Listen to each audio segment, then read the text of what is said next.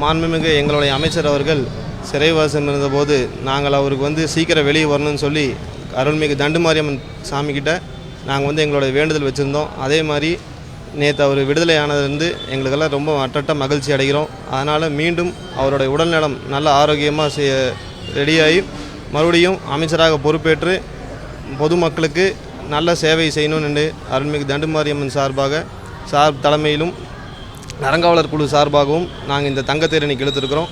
நாங்கள் மட்டும் இன்றைக்கி சந்தோஷமாக இல்லை, கோவை மாவட்டத்தில் உள்ள அனைத்து மக்களும் நேற்று அவரோட விடுதலையை அறிந்து மிகவும் சந்தோஷத்தில் இருக்காங்க. இனி எங்களுக்கும் கட்சிக்காரங்களுக்கும் பொதுமக்களுக்கும் நல்ல மக்கள் பணி செய்ய நாங்கள் அவருக்கு வாழ்த்து தெரிவிக்கிறோம். நன்றி. நான் ஜே மனோஜ்குமார், தண்டுமாரியம்மன் கோயிலுடைய அறங்காவலர் குழு உறுப்பினராக இருக்கேன்.